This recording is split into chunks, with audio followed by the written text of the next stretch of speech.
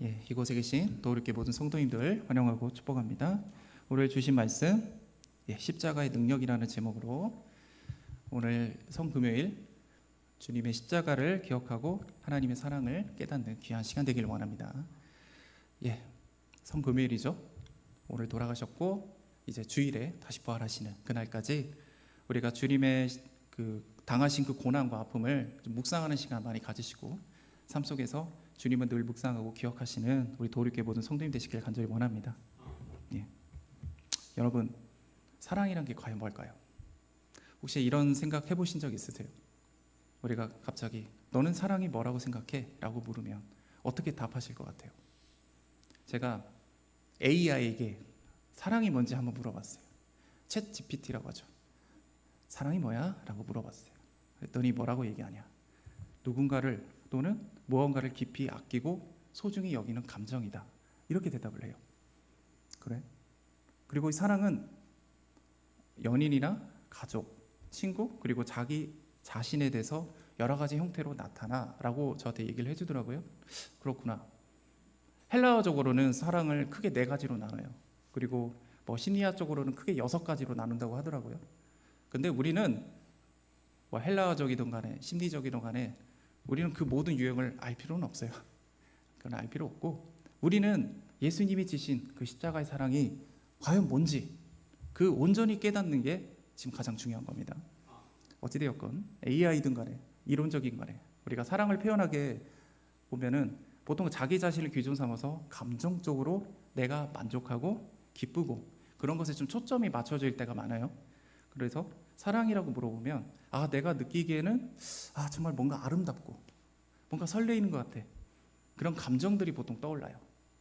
그런데 저는 이 사랑이라는 것을 묵상해보고 느껴보고 생각해보면 이건 단순히 그냥 감정이라는 것을 말하기가 좀 힘들고 저는 좀 힘들고 괴롭고 고통스럽다 이런 게 저는 먼저 떠올라요.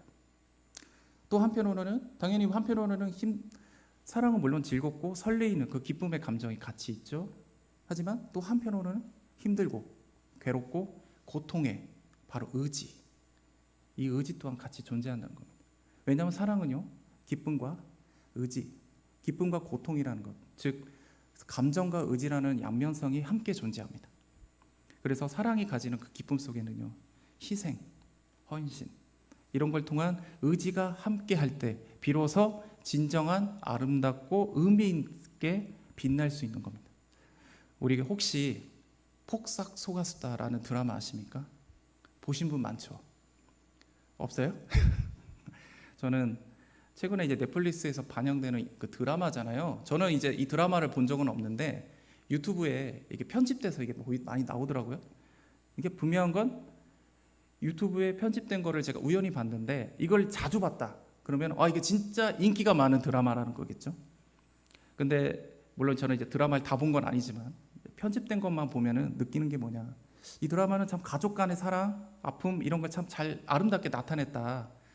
그냥 어떻게 보면 좀 흔하디 흔한 가족 드라마예요. 별 큰 없는. 그런데 이 드라마가 큰 화제가 된 게 뭐냐 하면 당연히 이 가족의 아픔과 사랑을 참 잘 드러내기도 했는데 특히 그 아버지잖아요. 양관식이라는 분이잖아요.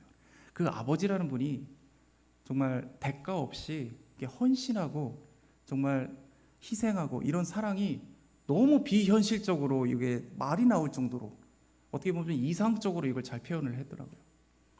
이게 가족에 대한 조건 없는 희생 그리고 헌신 이런 사랑은 아마 전 세계적으로 누구나가 다 좋아하는 가치잖아요.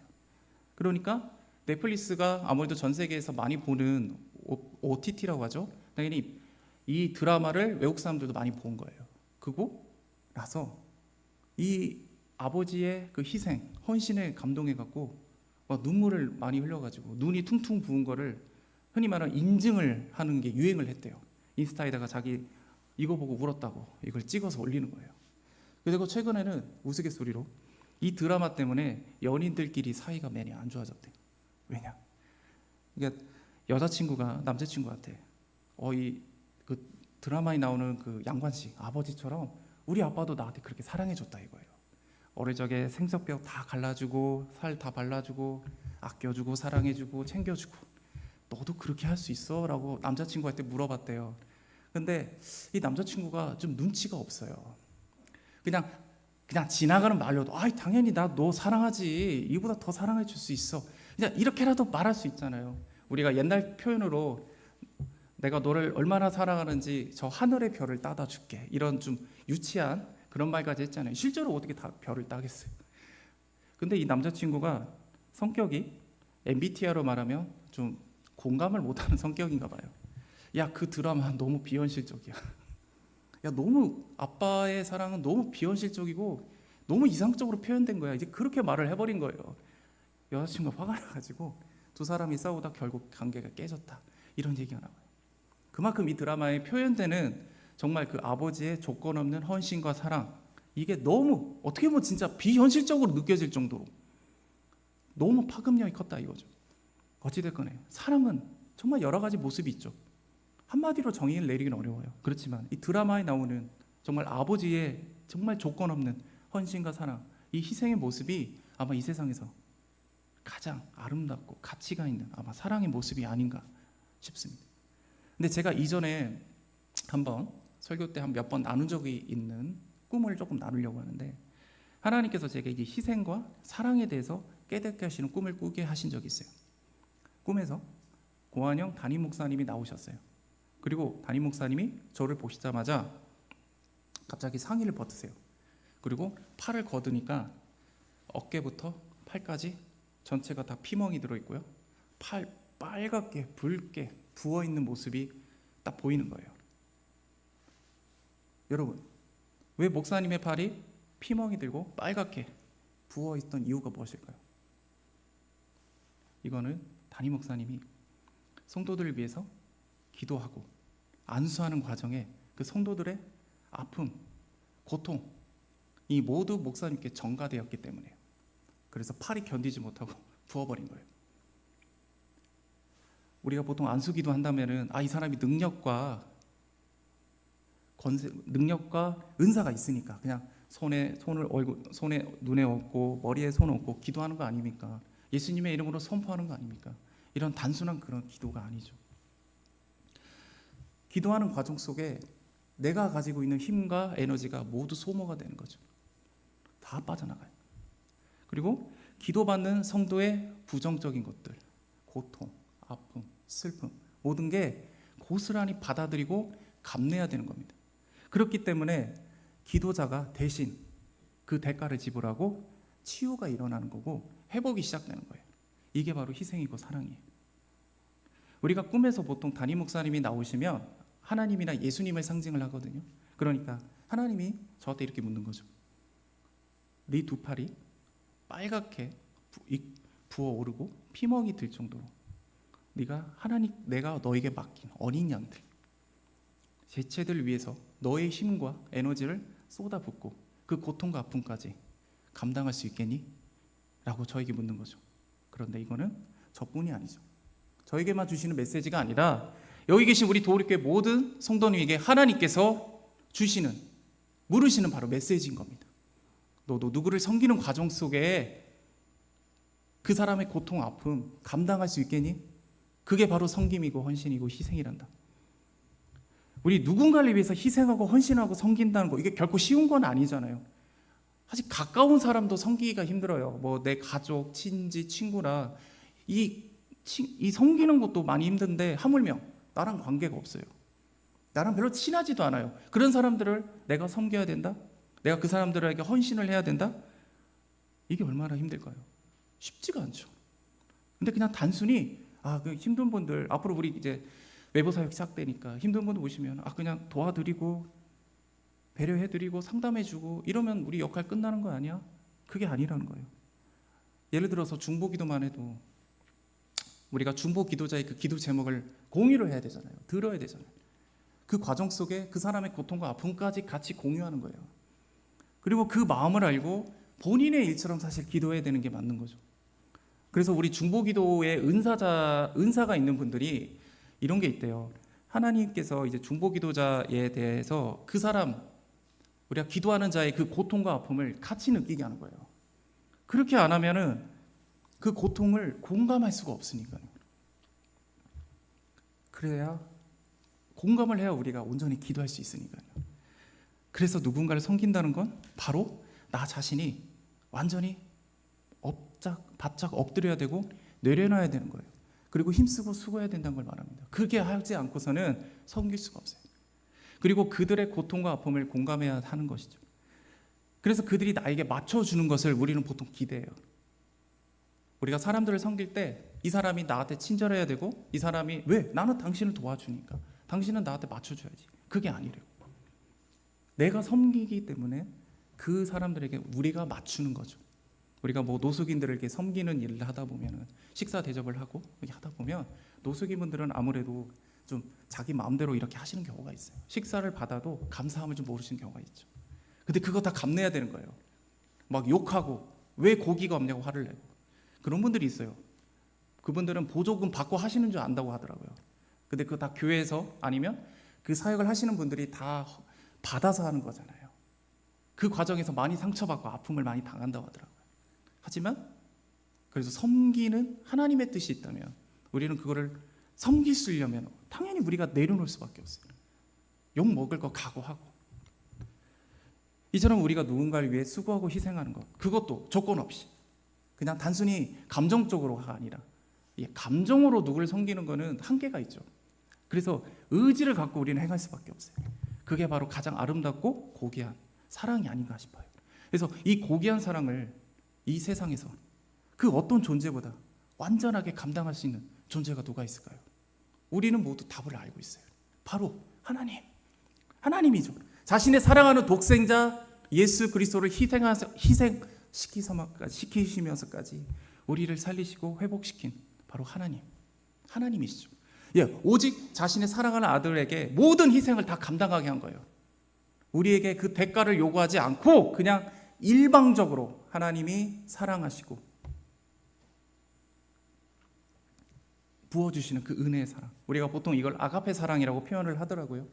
아가페 사랑이라고 하는데 무조건 조건 없이 일방적으로 부어주시는 그 주님의 사랑, 이 사랑이 가장 정말 힘들고 고통스럽지만 가장 아름답고 고귀한, 오직 주님만이 완벽하게 하실 수 있는 바로 위대한 사랑입니다. 우리 로마서 5장 8절 말씀 우리 다 같이 읽기를 원합니다. 시작. 우리가 아직 죄인 되었을 때 그리스도께서 우리를 위하여 죽으심으로 하나님께서 우리에 대한 자기의 사랑을 확증하셨느니라. 아멘. 죄악 가운데 우리는 영원한 풀목 가운데서 영원히 고통당할 수밖에 없어요. 연약하고 깨끗하지도 못한, 이대로 가면 우린 멸망의 길을 가는 자들이거든요.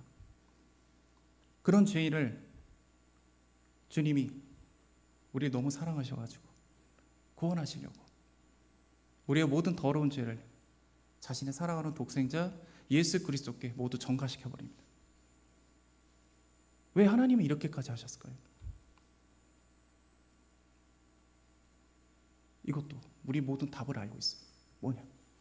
우리 너무 사랑하셨어요. 그리고 예수님 외에는 다른 구원의 방법이 없었기 때문에. 에덴 동산에서 우리가 뱀의 유혹으로 인해서 아담과 하와가 선악과를 따먹죠. 그래서 불순종, 교만이란 죄가 들어와요. 그래서 에덴 동산에서 쫓겨납니다. 하나님은 빛이시니까 어둠과 함께 할 수가 없어요. 그래서 아담과 하와는 에덴 동산에서 나올 수밖에 없는 거예요. 그리고 평생 남자들은 이마에 땀방울이 맺어야 됐고 여자들은 해산의 고통이 시작이 된 거죠. 그래서 하나님과 우리 사이의 관계가 깨어졌어요. 우리는 하나님을 사랑하는 그 영이 죽어버려요. 이제는 우리는 죄의 노예가 되어버립니다.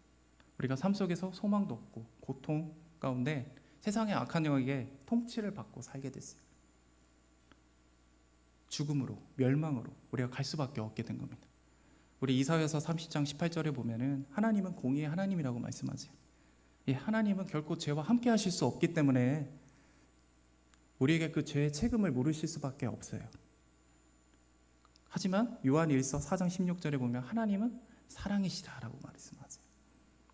죄를 책임을 물을 수밖에 없지만 하나님은 그 악한 세상의 영에게 지배당하고 있는 우리를 그냥 이대로만 두고 볼 수가 없는 거예요. 고통당하는 저들의 모습을 책임은 묻지만 이대로 둘 수가 없는 거예요. 그냥 니들이 실수를 했으니까 너희들이 알아서 책임 잘 져라가 아니에요. 그래서 온 인류의 죄를 사하고 하나님의 나라를 회복할 바로 구원의 프로젝트를 하나님이 시작하세요. 그리고 그 중심이 바로 예수 그리스도, 우리 독생자 예수 그리스도의 죽음이었어요. 왜냐하면 죄에서 구원을 받기 위해서는 그 대가가 필요해요. 그게 바로 죽음이에요. 죄의 대가는 죽음입니다. 오직 예수 그리스도만이 죄가 없으시잖아요. 그렇기 때문에 흠없는 제물이 되실 수가 있는 거예요. 우리 구약 시절에는 1년에 딱 하루, 그리고 3번, 3번의 제사로 이스라엘의 모든 죄를 속죄하는 대속죄 제사를 지냈어요. 우리가 첫 번째 제사를 지내면 이제 대제사장이 지성소에 가서 향로를 이렇게 분향을 해요. 그러면은 이게 가득, 하나님의 임재가 가득한 걸 이제 상징하는 거죠. 그리고 두 번째 제사를 지낼 때는 대제사장이 죄를 속죄하기 위해서 숫송아지를 대제사장의 죄를 전가시킵니다. 그러면 그 피, 그리고 숫송아지는 죽고 피가 뿌려지는 거죠. 그리고 마지막 세 번째 제사를 지낼 때는 이스라엘 민족의 모든 죄를 속죄하기 위해서 2마리의 염소에게 이스라엘의 모든 죄를 전가시켜요. 한 염소는 그로 인해 피를 흘리고 죽겠죠. 피를 뿌려야 돼요. 또 하나는 이 한 염소는 모든 죄와 저주를 짊어지고 가버려라 라는 뜻의 아사셀이라는 이름을 붙여서 저 광야로 보내요. 거기서 들짐승에게 죽임을 당하라고 보내는 겁니다. 즉 죽음이라는 것을 죄의 대가로 필요했기 때문에 이스라엘의 죄를 속죄하기 위해서 소나 염소 아니면 뭐 양이나 그 죄를 대신 짊어지게 하고 희생시키는 겁니다. 그래서 이스라엘 백성들은 나 대신 희생되는 저 제물을 보고 내 죄를 대신 죽는 저 짐승들을 보고 아, 죄의 대가가 죽음이구나 깨닫고 아, 내가 죄인이군요. 그리고 이 죄를 회개하고 하나님의 거룩한 백성으로 살아갈 것을 다시 다짐하는 겁니다. 그런데 주님께서 이 흠없는 제물이 되셨고 우리 대신 이 십자가에서 우리의 모든 죄를 짊어지고 돌아가신 겁니다. 그리고 우리의 끊어진 관계를 회복하신 겁니다. 우리 영상 하나 보고 다시 한번 말씀 한번 nanu겠습니다. Za hodinu pojede vlak, jo. Za 30 minut pro tebe přijdu a půjdeme nahoru a budeme pouštět čupat. Položíme most, no, mostem položíme most, jo? Jo! 30 minut sedět. 이 세상 가장 아름다운 순종의 눈물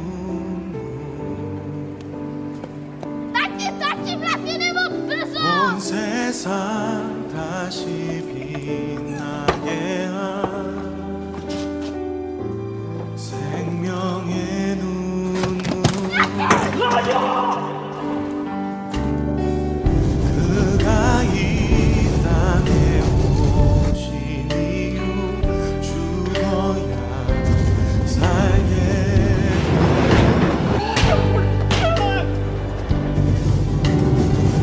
져야만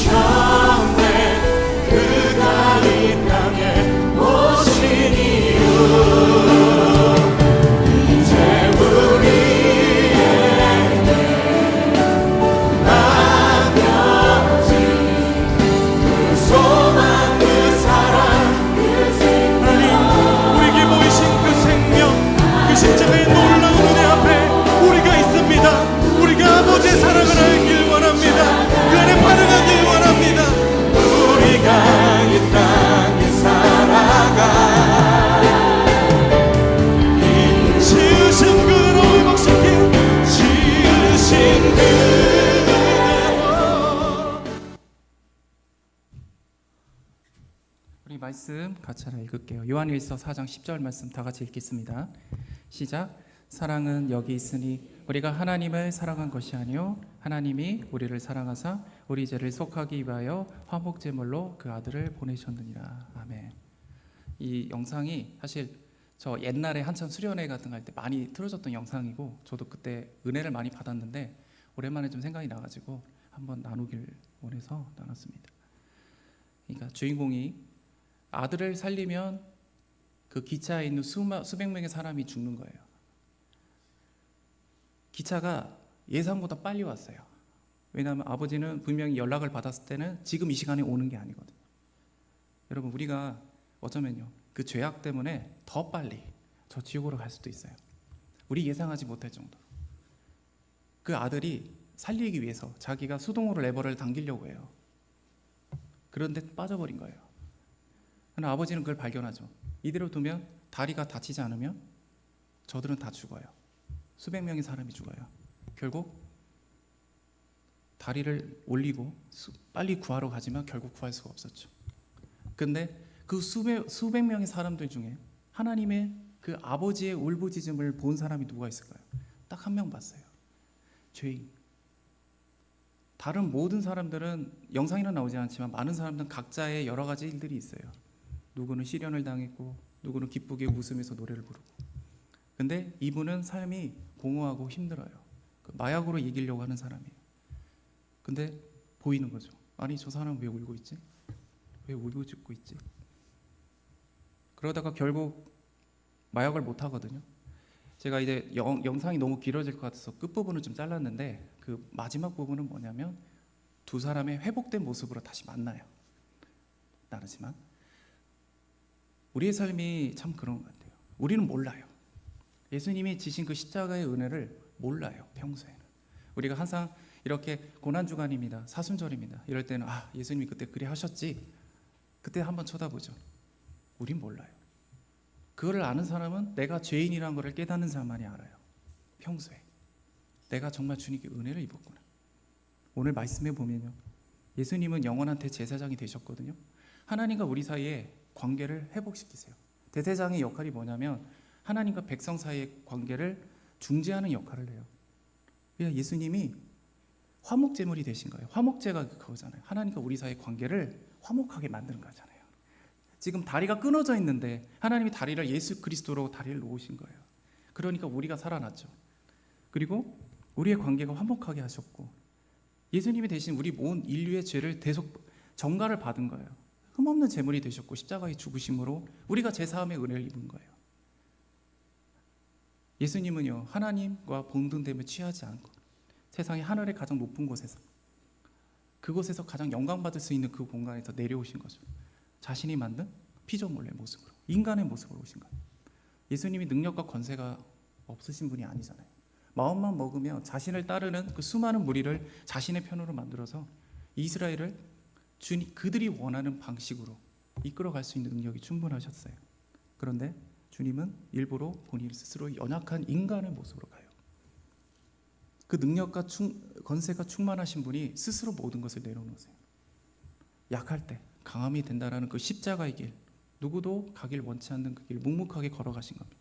본인이 죄임을 깨닫고요 주님께 온전한 고백을 드리는 자들, 그것을 바라보고 믿는 자들, 그 사람들이 바로 죄사함의 은혜가 있습니다. 하나님과 하나가 되는 은혜가 있을 줄 믿습니다. 도리케 성도 여러분, 근데 왜 십자가일까요? 예수님이 흠없는 제물이 되셔서 대신 우리의 죄를 짊어지고 돌아가셨다 이거죠. 근데 왜 다른 방법이 있잖아요. 십자가가 아니더라도 죽임을 당할 수 있는 여러 가지 방법은 많아요. 예를 들면 우리 제자들이 순교할 때 모습을 보세요. 스테반 집사님은 돌에 맞아 돌아가셨잖아요. 바울 성도는 참수당한 걸로 알고 있습니다. 뭐 창에 찔려 죽는 분도 있고 톱에 쓸려 죽은 분도 있어요. 제자들 중에. 물론 이제 베드로는 십자가에 거꾸로 매달려 죽었다라고 우리는 알려져 있죠. 근데 예수님은 오직 십자가를 통해서만 구원의 사명을 완성하라 하셨다는 겁니다. 그 이유가 과연 뭘까요? 십자가는요 세상에서 그 당시 세상에서 가장 흉악한 죄질이 정말 좋지 않는 자들, 그리고 가장 낮고 천하다고 여겼던 노예들, 그들의 죄를 물을 때, 즉 죄인 중에 괴수들이 사형을 당하거나 그 죄의 책임을 물을 때 사용됐던 형틀이었어요. 그래서 십자가는 또 나무로 만들어졌어요. 유대인들에게 나무에 매달려 죽는다? 이거는 곧 저주를 받았다라고 그들은 생각했어요. 가룟 유다가 결국 나무에 매달려 목 매달려 죽잖아요. 저주 받은 거예요. 저주.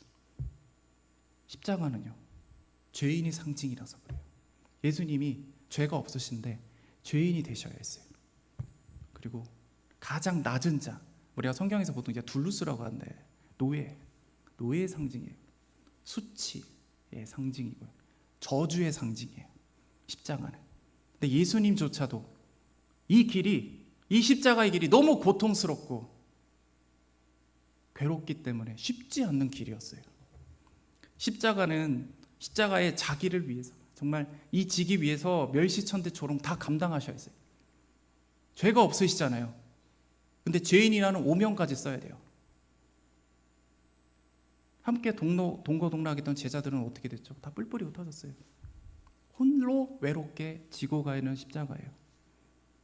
게다가 이 십자가의 길을 가려면요, 또 하나님의 침묵까지 감당해야 돼요. 우리들은 삶 속에 힘들고 어려울 때 아버지께서 침묵하시며 하나님이 증거를 보이지 않으시며 여러분 다 괴롭고 다 포기하고 싶고 그러지 않아요?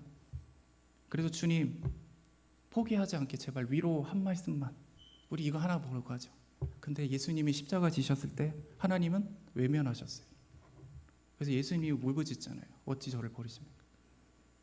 그런데 다 이루시잖아요. 당시 예수님이 지신 이 놀라운 십자가를 깨달았다면 수많은 사람들이 예수님을 응원했을지도 모르겠어요. 그렇지만 실제로는 그렇지 않다는 거. 하물며 제자들도, 그들을 따르던 무리들도 이 예수님이 지고 가는 이 십자가의 길이 환영받은, 이해가 되는 길이 아니었어요. 누가복음 22장 42절 말씀 다 같이 읽기 원합니다. 시작. 이르시되 아버지여, 만일 아버지의 뜻이거든 이 잔을 내게서 옮기시옵소서. 그러나 내 원대로 마시옵고 아버지의 원대로 되기를 원하나이다 하시니. 아멘. 예, 그 예수님조차 고민하고 피하고 싶어 하셨던 그 길, 그 십자가의 길을 예수님은 순종으로 가셔요. 십자가의 길은 예수님이 그냥 단순히 감정적으로 우리를 너무 사랑해서 갈 수 있는 길이 아니에요. 우리를 너무도 사랑하시는, 그리고 우리의 죄를 구하기 위하신 그 하나님의 사랑, 거기에 동참하신 거예요. 그 마음을 알고 의지를 가지고 동참하며 간 겁니다. 그래서 아버지 하나님의 뜻을 자신의 뜻보다 더 중요하게 여기신 거죠. 괴롭지만, 고통스럽지만 자신의 강한 희생의 의지로 순종하며 걸어가신 바로 그 길입니다. 그래서 우리가 단순히 우리가 죄사함의 은혜만 받은 게 아니라 바로 우리가 의인이 되었다는 것을 기억하시길 원합니다. 예, 여러분, 우리는 더 이상 과거의 죄 안에, 저주 아래 있지 않습니다. 우리 다 주님의 은혜 안에 있습니다. 이제. 그리스도의 보혈이 이 모든 것을 정결하게 씻어버렸어요. 아까 십자가의 상징이 뭐라고 했죠? 죄인의 상징이다, 수치의 상징이다, 노예의 상징이다, 저주의 상징이다. 그러나 이제 그 은혜로 인해 우리가 의인이 되었기 때문에 더 이상 우리는 수치스럽지 않아요. 그 저주 안에 있지 않습니다. 주님이 그 모든 걸 다 짊어지신 거예요. 단순히 죄만 짊어진 게 아니고 너희들의 모든 수치, 너희들의 모든 저주, 모든 걸 내가 다 짊어지겠다. 그래서 너희들은 더 이상 죄인이 아니다. 너희들은 의인이다. 여러분, 의인이 되면 하나님의 영이 우리와 함께해요. 함께해요. 우리는 우리 개개인 사이에 내가 죄를 주님께 용서받았어, 하나님 감사해요, 여기서 멈춰요. 그러니까 우리 삶 속에 이제 어떻게 죄 안 짓고 어떻게 살지? 어떻게 하면 우리가 거룩하게 살려고 하셨는데 어떻게 하면 거룩하게 살 수 있지? 계속 그거 공리하고 그것만 생각하고 살아요. 우리는 의인이고 우리 안에 거룩하신 성령님이 함께 하시거든요. 그분이 우리를 변화시킬 거예요. 우리가 자격이 돼서 주님이 구원하신 게 아니에요. 우리가 너는 이제 구원 받을 만하다가 아니에요. 일단 구원부터 해버리고 너의 생각, 너의 의지, 너의 감정, 그걸 다 고칠 거야. 누가? 성령님이. 예수 그리스도께서 성령을 통해서 너희를 고칠 거야. 왜? 하나님의 나라를 이루려고요. 우리를 통해서 전 세계 방방곡곡 예수님 모르는 자들을 하나님의 백성으로 삼고 하나님의 나라를 확장하려고. 그게 하나님의 우리 모든 구원의 계획이에요. 근데 우리는 내 자신이 어떻게 구원받을까? 내 자신이 어떻게 하나님께 회복을 받을까? 거기에만 몰두해요. 하나님이 우리 삶 속에 우리를 고치시려고, 우리를 변화시키려고 각자 삶 속에 여러 가지 것들을 다 계획하셨어요. 그걸 순종하시고 그것을 신뢰하시길 원합니다. 그 과정 속에 이 고통조차도 하나님이 나를 변화시키려는 거구나. 나는 의인이지. 물론 우린 연약해요. 또 넘어져요. 또 넘어져요. 주님이 주신 십자가 가끔 값싸게 만드는 게 우리의 모습이잖아요. 하지만 우리 안에 주님이 함께 하심을 기억하시길 원합니다. 그리고 믿음으로 말미암아 사는 거라고 하죠. 의인은 믿음으로 말미암아 살리라. 이 믿음으로 이 땅에 하나님의 나라를 만들어가는 우리 도울교회 모든 성도들이 되시길 원합니다. 우리가 말씀을 마치겠습니다. 우리 마지막 말씀 하나 읽고 고린도전서 1장 18절 말씀 우리 다 같이 읽겠습니다. 시작. 십자가의 도가 멸망하는 자들에게는 미련한 것이요 구원을 받는 우리에게는 하나님의 능력이라. 아멘. 예, 세상은 이 길을요 미련하다고 말할 거예요. 근데 우리는 이 길을 걸어가는 자들이라고요. 구원을 받았기 때문에. 십자가는 세상의 지혜로 방법으로는 절대로 이해할 수가 없어요. 하나님의 놀라운 신비이고 하나님의 놀라운 지혜입니다. 세상 사람들 그 어떤 사람도 십자가의 길을 이해할 수 있는 사람은 아무도 없습니다. 로마에 유명한 역사가 타키투스라는 분이 있어요. 이분이 십자가에 예수 그리스도의 십자가를 어떻게 평가했냐? 그리스도인들은 예배 초점이 자기 행실로 인해 최고형을 당한 사람과 파멸을 이르게 하는 나무 십자가에 있다고 말하는 것은 이 범죄자가 처형된 비참한 안식처가 그들에게 어울린다는 것을 증거한다. 무슨 말이냐? 죄인이다. 그는 죄의 대가를 치렀을 뿐이다. 그것이 너희들을 구원해 주지 않는다. 조롱하는 겁니다. 헬라인들은 뭐라고 얘기하냐? 본인이 가진 생각과 철학으로는 이 구원은 말도 안 된다. 이해가 되지 않는다. 납득을 시켜라. 너희들이 진짜면 나를 납득을 시켜라. 그게 헬라인들이에요. 그 유대인들은 어떻게 말했을까요? 내가 하나님의 아들이냐? 십자가 위에서 내려와라. 그럼 우리가 믿겠다. 여러분, 우리는 어떤 모습으로 주님의 십자가를 바라보세요? 우리 삶 속에 하나님, 나를 납득시켜 보세요. 저 이해가 안 돼요. 이 길이 이해가 안 갑니다. 하나님, 증거를 보여주세요. 보여주세요. 그러면 제가 믿을게요. 헬라인들에게는 미련한 것이고 유대인들에게는 십자가는 꺼리끼는 거라고 그래요. 그러나 멸망한 하나님, 우리에게는 이게 하나님의 능력이래요. 이 십자가는 하나님의 놀라운 능력입니다. 구원은 오직 하나님께만 오는 겁니다. 우리가 예수 그리스도의 은혜의 십자가를 믿을 때 구원을 얻게 되는 겁니다. 우리의 힘과 능력으로 되는 게 아니에요. 오직 하나님의 은혜로 되는 거예요. 우리가 예수 그리스도를 우리가 믿은 게 아니에요. 하나님이 믿게 하신 거예요. 그래서 이 십자가가 이해가 되는 거예요. 머리로 지식으로 이거를 계속 무슨 이론을 짜듯이 안 돼요. 아니 어떻게 인류를 구원하는데 스스로 죄인이 돼? 말이 안 돼. 애초에 죄가 없다는 게 말이 돼? 하지만 주님은 우리를 통해서 지혜 있다라는 그 세상 사람들, 예수님을 모른다는 자들, 부끄럽게 만드실 바로 하나님의 능력. 이것을 우리는 사모하시길 원합니다. 예, 자기 자신을 부인하시고 자기의 십자가를 지고 오직 예수 그리스도만 쫓을 때 주님께서 우리에게 예배하신 의의 면류관, 그 은혜를 마음껏 누리게 될 줄 믿습니다. 우리가 힘들고 지친 상황 가운데서도 우리가 승리할 수 있는 비결 바로 예수 그리스도, 그분 한 분뿐입니다. 예수님이 지신 십자가 때문에 우리는 모든 걸 감당하는 겁니다. 왜냐하면 우리는 주님께 다 받았기 때문이에요. 우리는 그 은혜로 충분해요. 우리는 구원을 주님께 이미 빚을 졌어요. 그래서 이제 하나님은 우리에게 그 십자가의 길을 요구할 겁니다. 하지만 우리가 홀로 지고 가는 게 아니에요. 우리가 지는 줄 알았더니 옆에 예수님이 함께 이 십자가를 지고 계셨다는 것을 기억하시기를 원합니다. 온전히 예수님만 바라보고 이 땅에 그 십자가를 통해 하나님 나라의 영광을 이루실 우리 도울교회 모든 성도님이 되시기를 예수 그리스도의 이름으로 간절히 구하고 구합니다. 기도하겠습니다.